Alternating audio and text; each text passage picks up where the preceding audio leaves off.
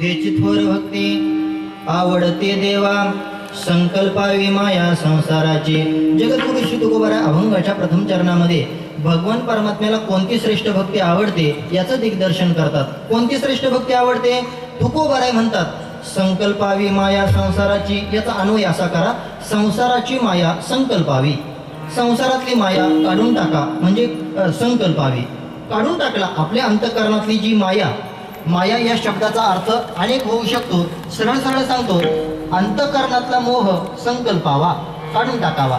अंतःकरणातली आशा काढून टाकावी. तुकोबाराय म्हणतात आशा हे समूळ खनोनी काढावी तेव्हाची गोष्टावी व्हावे तेने आशा मारून या जयवंत व्हावे.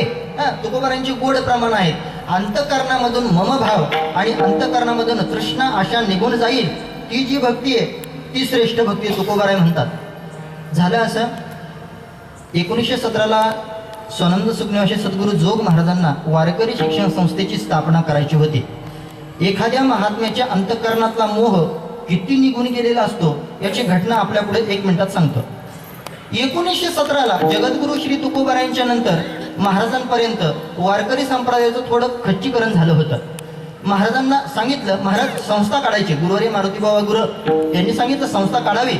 आणि संस्था काढल्यानंतर अनेक वारकरी विद्यार्थी आपल्या संस्थेमध्ये शिक्षण घेतील, आपल्या वारकरी संप्रदायाचा प्रचार प्रसार होईल. महाराज म्हटले काही हरकत नाही, पण संस्थेला जागा. 1917ची घटना. महाराज ही घटना संपूर्ण महाराष्ट्रभर पसरली. एक दिवस झालं असं, एक जळगावचा व्यापारी सद्गुरू जोग महाराजांच्या दर्शनाला आला. ज्ञानेश्वर महाराजांचं दर्शन घेतलं, जोग महाराजांच्या दर्शनाला आला, जोग महाराजांचं दर्शन घेतलं. आणि महाराजांचं दर्शन घेतल्यानंतर महाराजांना सांगितलं, महाराज वारकरी शिक्षण संस्थेची स्थापना करताय? म्हटले हो केली. 4-5 विद्यार्थी सुरुवातीला चालू आहे, संस्था चालू झाली.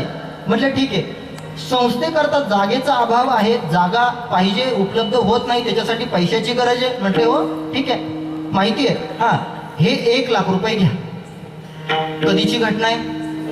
1917ची घटना. हे 1 लाख रुपये घ्या. जोग महाराजांनी त्याच्या अंतःकरणातला अहंकार ओळखला. हा अहंकारपोटी 1 लाख रुपये देतोय. हा अहंकारपोटी 1 लाख रुपये देतोय. आपल्याला याची 1 लाख रुपये स्वीकारायचे नाही. महाराजांनी सांगितलं हे 1 लाख रुपये नको, मला काही फारची आवश्यकता नाही. त्या मनुष्याने पुन्हा एकदा उद्गार वापरले, महाराज 1917चा काळ आहे, हे 1 लाख रुपये ठेवा. आता महाराजांना जाणीव झाली याच्या अंतःकरणातला मोह आणि याच्या अंतःकरणातला अहंकार आपल्याला 1 लाख रुपये देऊ इच्छितोय. नको 1 लाख रुपये तुझे. जोग महाराज म्हणतात 1 लाख रुपये नको तुझे. तो मनुष्य म्हटला, महाराज 1917चा काळ आहे, 1 लाख रुपये देणारा माझ्यासारखा व्यक्ती मिळणार नाही. हे शब्द महाराज जोग महाराजांनी ऐकले आणि महाराज कडाडले. महाराज सामान्य नव्हते. 6-6.5 फूट उंची, फेटा घातलेला होता, हातामध्ये काठी होती. महाराज कडाडले, अरे तुझ्यासारखे 1 लाख रुपये देणारे 56 भेटतील, पण 1 लाख रुपये नको म्हणणारं माझ्यासारखं पाठ्य तुला मिळणार नाही. महाराज या महात्म्यांच्या अंतःकरणातला मोह आणि लोभ कसा कुठे निघून गेला माहित नाही. त्या प्रसंगाला जर मी असतो तर महाराज 1 लाख रुपये तो म्हटला असता घ्या, आणि मी जर तिथं असतो तर काळजी करू नका, महाराजांच्या परंपरेतला घेणार नाही. शताब्दी करता देत असाल तर घेईल मी, पण मला याची कल्पना आहे तुम्ही देणार नाही. असं महात्म्यांच्या अंतःकरणातला लोभाची निवृत्ती, ममभाव आणि अहमभाव निवृत्त कसा होतो या महात्म्यांकडे पाहिल्यानंतर आपल्याला शिकायला मिळतं. या महात्म्यांच्या अंतःकरणातला लोभ निघून गेला, आशा निघून गेली. याच्या व्यतिरिक्त श्रेष्ठ भक्ती देवाला आवडते असं कुठं पाहायला आपल्याला मिळत नाही. ही थोर भक्ती देवाला आवडते. तुकोबाराय काय म्हणतात, हेची थोर भक्ती आवडते देवा. हा प्रत्येक मनुष्य महाराज जगतामध्ये प्रत्येक मनुष्य कुणा ना कुणाची भक्ती करत असतो. बायको नवऱ्याची भक्ती करते ना, करते. नवरा बायकोची भक्ती करतो की नाही? आणि दोघे मिळून मुलांची भक्ती करतो. बायको मुलाची भक्ती करते, नवराही मुलाची भक्ती करतो. प्रत्येक मनुष्य कोणा ना कोणाची भक्ती करतो. पण तुकोबाराय म्हणतात मी आयऱ्या गायऱ्याची भक्ती करत नाही, मी त्याची भक्ती करतो जो मला संसार बंधनातून सोडतो. जे आपल्या पोटाला महाग आहेत अशा देवांची भक्ती माझ्या जीवनामध्ये घडलीच नाही. शेंदरी हेंदरी दैवते कोण पूजिती भूते खेते आपल्या पोटा जे रडते मागती ते अवदान, आपुले इच्छे आणि का पेढे, आपुले इच्छे आणि का पेढे. मी ऐऱ्या गैऱ्याची भक्ती करत नाही. जो षडगुण ऐश्वर्य संपन्न आहे, जो सगळ्या जगाचा चालक मालक आहे, ज्याच्या सत्तेशिवाय झाडाचं पान देखील हालत नाही, मी त्याची भक्ती करतो. आता माझा प्रश्न असा आहे, देवाला भक्ती आवडते म्हणजे नक्की काय आवडतो? की अशी भक्ती तुमच्या कुठे बाजारात मिळते 100 रुपये किलो? अशी भक्ती कुठे पाहायला मिळते का 50 रुपये किलो? अशी भक्ती मिळत नाही. मग भक्ती आवडते म्हणजे नक्की काय आवडतं? भक्ती आवडते म्हणजे नक्की काय आवडतं? तर याचं सरळ उत्तर तुम्हाला देतो. भक्ती आवडते म्हणजे जो भगवान परमात्म्याचं नामचिंतन करतो तो भक्त देवाला फार आवडतो. विठ्ठला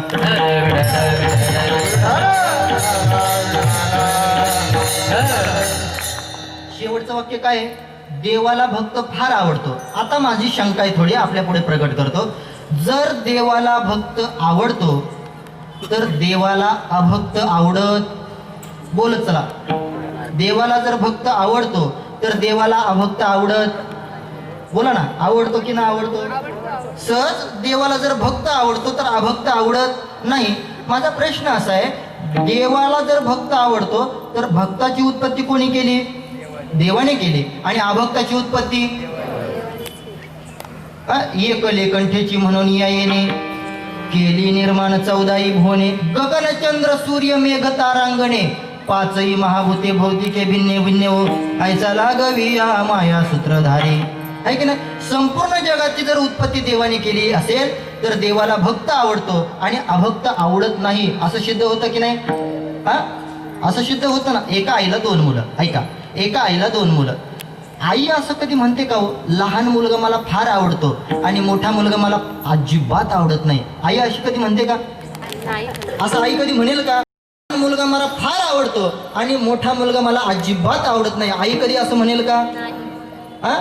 आई आई असं कधी म्हणत नाही. यदा कदाचित एखादी आई जर म्हटली लहान मुलगा मला फार आवडतो आणि मोठा मुलगा मला आवडत नाही, तर तर्क लावा, लहान मुलगा तिचा सख्खा असला पाहिजे आणि मोठा मुलगा जमतंय की? पण आईच्या अंतकरणामध्ये भाव लहान्याविषयी तितकाच आहे आणि मोठ्याविषयी सुद्धा तितकाच आहे. तसं देवाला भक्त आवडतो आणि अभक्त आवडत नाही असं होत नाही. दृष्टांत सांगतो म्हणजे आपल्या लक्षात येईल. झालं असं, भगवान प्रभू रामचंद्राचं रावणाशी युद्ध झालं. सरळ सरळ सांगतो, युद्ध झाल्यानंतर सगळे राक्षस मेले, रावणाचा निपात झाला. जेव्हा प्रभू रामचंद्र म्हटले चला आता अयोध्येला गेलं पाहिजे, हनुमंताला सांगितलं, हनुमंतराया आपले जेवढे जेवढे वानर मेले तेवढ्या तेवढ्या वानरांच्या मुखामध्ये एक एक अमृताचा थेंब टाका, त्यांना घ्या, चला. हे शब्द लक्ष्मणाने ऐकले. लक्ष्मण म्हणतोय देवा मला एक शंका आहे. म्हटले विचारा. तुमचं वर्णन तुकोबरायांनी केलंय. काय? समचरण दृष्टी आपल्याला ज्ञात आहे. समचरण सरोजम, तुमची दृष्टी कशी आहे? समय. मग वानरांना जिवंत करा हे म्हणणं चुकीचं आहे. म्हटले का? जर तुमची दृष्टी सम आहे तर वानरांना जिवंत का, राक्षसांनाही करा ना. लक्ष्मणाचा प्रश्न योग्य आहे की अयोग्य हो? योग्य आहे. लक्ष्मणाचा प्रश्न योग्य आहे. पण भगवान प्रभू रामचंद्र म्हणतात लक्ष्मणा जरा थांब, येथे कृतीचा विचार पाहू नको, येथे परिणामांचा विचार पहा. म्हटले कळलं नाही मला. सांगतो त्याच्याच करता सांगतो, ऐका. भगवान प्रभू रामचंद्र म्हटले लक्ष्मणा आपण जेव्हा युद्ध खेळत होतो तेव्हा आपलं तोंड कुणाकडे होतं? म्हटले राक्षसांकडे. आणि राक्षसांचं तोंड आपल्याकडे. जसं मी आता कीर्तन करतोय, माझं तोंड तुमच्याकडे आणि तुमचं तोंड दुसरीकडे, असं आहे का? असं नाही. माझं तोंड जसं तुमच्याकडे आहे तसं तुमचं तोंड माझ्याकडे आहे. भगवान प्रभू रामचंद्र म्हणतात लक्ष्मणा आपण जेव्हा युद्ध खेळत होतो तेव्हा आपलं तोंड म्हणजे माझं तोंड राक्षसांकडे होतं आणि राक्षसांचं तोंड आपल्याकडे होतं. जेव्हा आपण राक्षसांना मारत होतो तेव्हा ते राक्षस मला पाहत पाहत मरत होते आणि देवाला पाहत पाहत एखादा राक्षस मेला त्याला अधोगती होईल की मोक्ष मिळेल हो? देवाला पाहत पाहत मिळणं एवढं सोपं आहे का?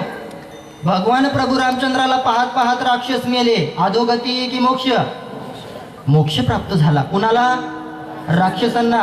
लक्ष्मणा ऐक, जेव्हा आपले वानर राक्षसांकडे पाहत पाहत मेले, राक्षसांकडे पाहत पाहत मेल्यानंतर मोक्ष प्राप्त होईल की अधोगती?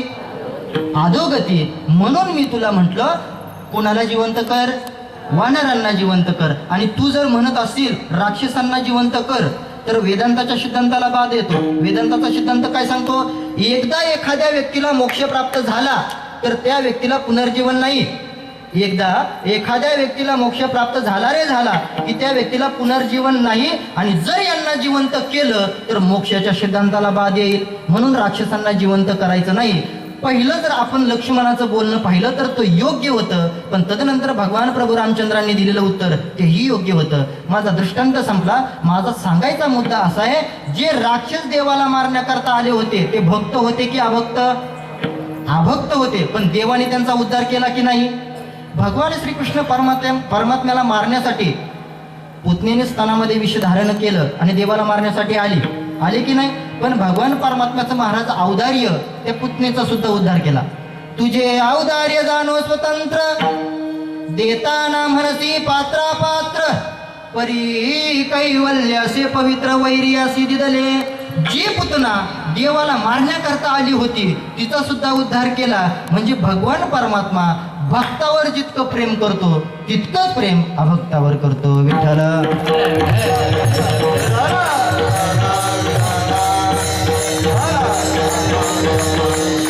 मग भक्ती आवडते म्हणजे नक्की काय? तर त्याचा वाच्यार्थ घ्यायचा नाही, त्याचा लक्षार्थ घ्यायचा. वाच्यार्थ लक्षार्थ आपल्या लक्षामध्ये येत असेल की एखादा दृष्टांत सांगू. झाला असं, एक सण होता. कोणता सण होता तो सांगत नाही. सण होता. पोळ्यांचं जेवण घरामध्ये करायचं ठरलं. सासूबाईने सुनेला सांगितलं, सुनबाई एक काम कर, पोळ्यांचं जेवण आपण करू. सुनबाई म्हटले ठीक आहे, करू पोळ्यांचं जेवण. ही पूर्वीची सून होती बरं का, आताची सून नव्हती. सासूबाई एक सांगते दुसरंच करते, अशी सून ती नव्हती. पूर्वीचा काळाचा दृष्टांत सांगतोय मी. म्हटले ठीक आहे करू आपण. सासूबाईने सांगितलं, सुनबाई एक काम करा. म्हटले काय? एवढं पुरण वाटा, तोपर्यंत मी जरा गावामध्ये जाऊन येते. सुनबाई म्हटल्या ठीक आहे, वाटते पुरण. सासूबाईचं गावातलं काम उरकलं आणि जेव्हा सासूबाई घरामध्ये आली आणि घरामध्ये आल्यानंतर पोळ्या लाटायला बसणार, तेवढ्यात सुनबाईला सांगितलं, सुनबाई आणा ते पुरण. सुनबाई म्हटली, सासूबाई कोणतं पुरण? असं विचारल्यानंतर कोणतं पुरण असं विचारल्यानंतर सासूबाईने सांगितलं, मी तुला काय सांगितलं होतं, एवढं पुरण घेऊन काय कर वाट. मी केलं असं, तुम्ही गेल्यानंतर ते पुरण घेतलं, घराच्या बाहेर पडले, जो दिसेल त्याला एक एक मूठ वाटून टाकलं. वाट या शब्दाचा वाच्यार्थ आपल्याला घ्यायचा नाही. वाट या शब्दाचा अर्थ लक्षार्थ घ्यायचा आहे. म्हणजे देवाला भक्ती आवडते या शब्दाचा अर्थ काही भक्ती 100 रुपये किलो 200 रुपये अशी मिळत नाही. तर भक्ती आवडते याचा अर्थ जो भगवान परमात्म्याचं नामचिंतन करतो तो भक्त देवाला फार आवडतो. विठ्ठला.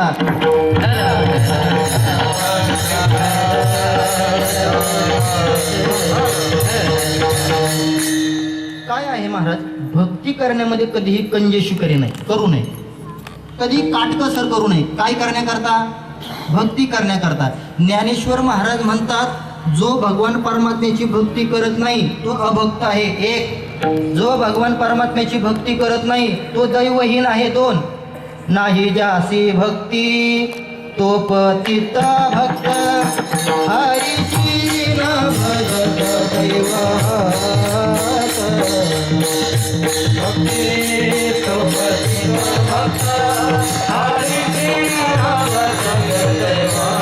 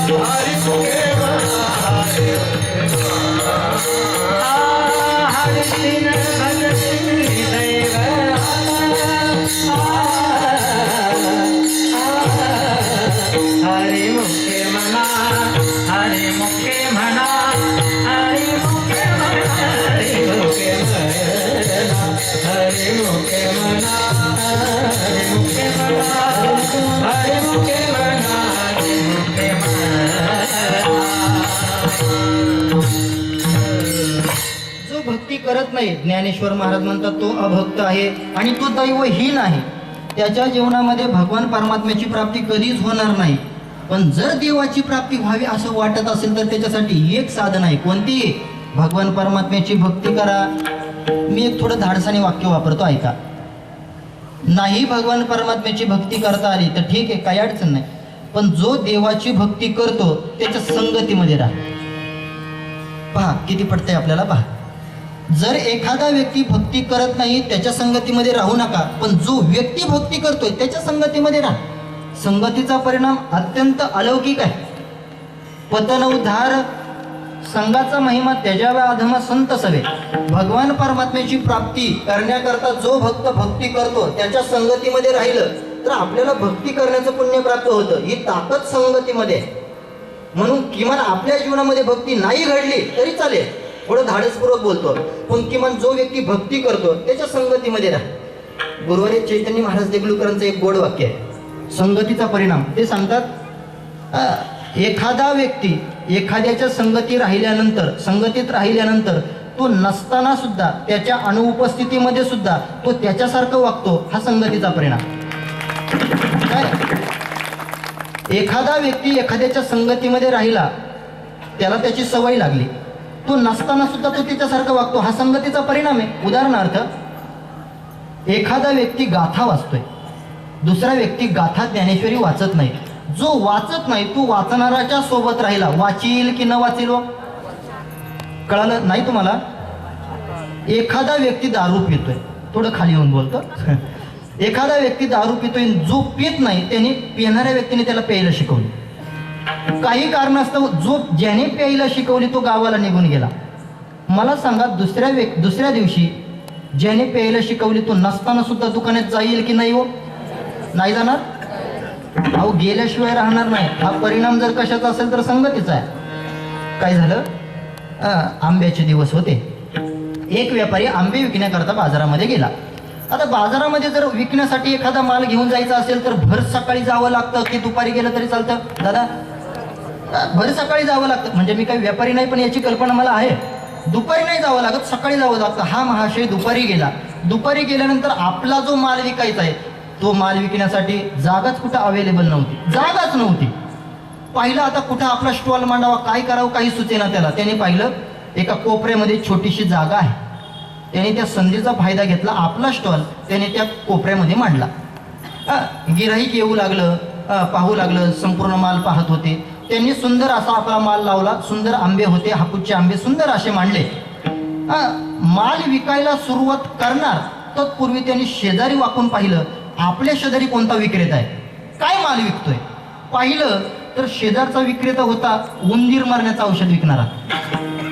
कोण होता? उंदीर मारण्याचं औषध विकणारा. याने गिराहिकाला आवाज द्यायला सुरुवात केली, आंबे घ्या आंबे. आंबे विकत होता ना. आंबे घ्या आंबे, रत्नागिरीचे आंबे, देवगडचे आंबे, आंबेगावचे आंबे.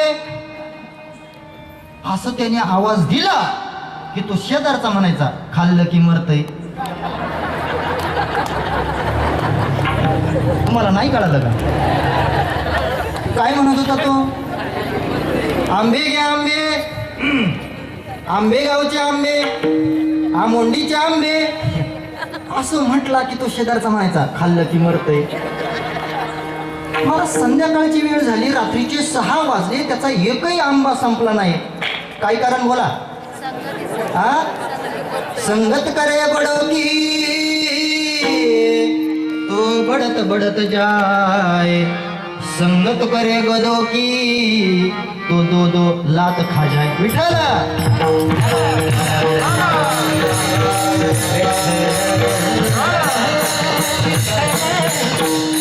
संगतीचा परिणाम अलौकिक आहे महाराज. तुमची आमची संगत मिळेल यात नवल नाही, मिळू शकते.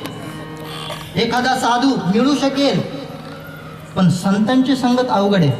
तात मिले पुनी मात मिले सुत भात मिले युती सुखदाई, राज मिले गज पाज मिले सब ताज मिले मन वंचित पाई, लोक मिले सुर लोक मिले विधि लोक मिले वैकुंठ जाई, पैन पट निरंजन लाल सब मिले संत संगत दुर्लभ भाई, संत संगत दुर्लभ भाई. बहु आवघड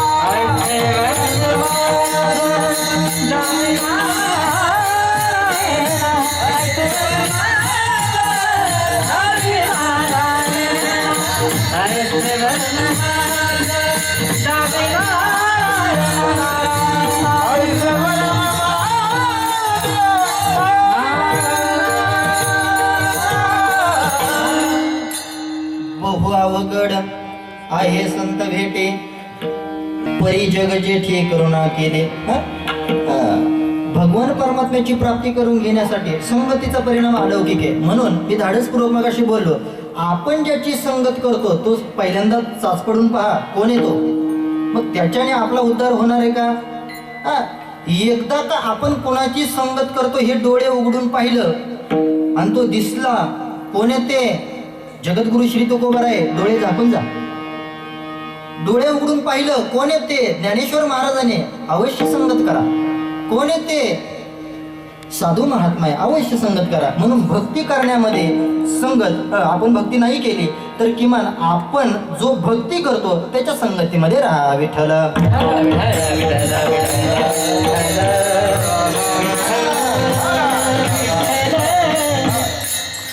काय आहे, जगद्गुरु श्री तुकोबाराय म्हणतात देवाला भक्ती आवडते, थोर भक्ती आवडते. अनेक प्रमाणे जगद्गुरु श्री तुकोबारायांनी सांगितले की देवाला भक्ती आवडते, अलौकिक भक्ती आवडते, थोर भक्ती आवडते. पण तुकोबारायांनी अनेक लक्षणं सांगितली. त्याच्यामध्ये तुकोबाराय देवाकडे विनंती करतात, नोहे देवाला सांगतात की देवाला कोणती भक्ती आवडते. तर तुकोबाराय म्हणतात भगवान परमात्मा जसं राहील, जसं ठेवील तसं राहा, ही भक्ती देवाला आवडते. अभंगाच्या दुसऱ्या चरणात ठेविले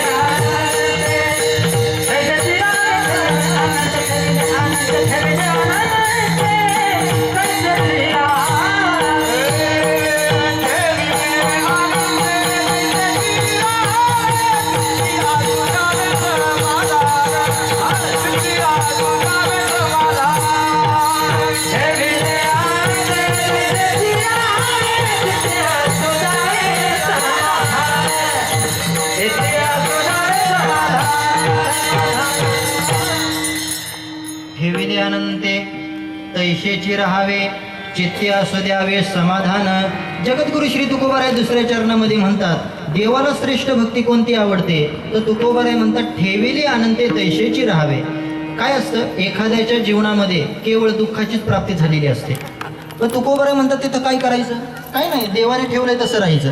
आनंदाची प्राप्ती झालेली असते एखाद्याच्या जीवनामध्ये, काही नाही, काय करायचं? ठेविले अनंते तैशेची राहावे. तुकोबारायांच्या जीवनामधला प्रसंग आपल्याला ज्ञात असेल. शुभा कसाराच्या बायकोने तुकोबारायांच्या अंगावर उकळतं पाणी ओतलं, आपल्याला ज्ञात आहे. उकळलेलं पाणी वेगळं आणि तापवलेलं पाणी वेगळं. पुरुषांपेक्षा महिला वर्गाला याची जास्त कल्पना आहे. हा, उकळलेलं पाणी वेगळं आणि तापवलेलं वेगळं. तापवलेलं पाणी चटका देतं, पण उकळलेलं पाणी अंगाची कातडी काढतं. बरोबर आहे की नाही? तुकोबाराय म्हणतात, जळे माझी काया लागला वनवा, धावरे केशवा माय बापा. तुकोबारायांच्या जीवनामध्ये हे किती मोठं दुःख आहे हो. आपल्याला साधा अगरबत्तीचा चटका वाचला तर आपण आहे की नाही, पण तुकोबारायांच्या अंगावर उकळतं पाणी ओतलंय, साधं पाणी नव्हे. पण तुकोबारायांच्या अंगाला दुखापत झाली नसेल का? झालं. दुःख प्राप्त झालं नसेल का? झालं.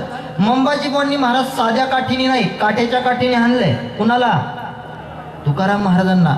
यदा कदाचित हे जर आत्ताच्या युगामध्ये, आत्ताच्या चालू घडीमध्ये जर एखाद्याने जर केलं तर साधा एखादा मनुष्य डोळे वटारून पाहिलं तर का पाहिलं म्हणून त्याला बेदम मारहाण करतोय. ही आत्ताची परिस्थिती आहे. वारकरी संप्रदाय आपल्याला हेच शिकवतोय. वारकरी संप्रदाय आपल्याला हेच शिकवतोय, बाबा आपल्या जीवनामध्ये जर काही परिवर्तन करायचं असेल तर जीवनामध्ये भक्तीची उत्पत्ती करा, भक्तीची उत्पत्ती करा. मला वाटते तरुण मुलांना किंवा लहान मुलांना इथून पुढं कीर्तनाच्या व्यतिरिक्त दुसरं स्टेज नाही, कीर्तनाच्या व्यतिरिक्त सुधारण्याचं दुसरं स्टेज नाही, जे कुठंच नाही. तुम्ही पहा टीव्ही मध्ये जे येतं, आता ते गजर कीर्तनाचा मनमंदिरात कीर्तनं चालू झाली म्हणून ठीक आहे, पण मुलांना सुसंस्कृत करण्याकरिता कीर्तनाच्या व्यतिरिक्त दुसरं माध्यम नाही.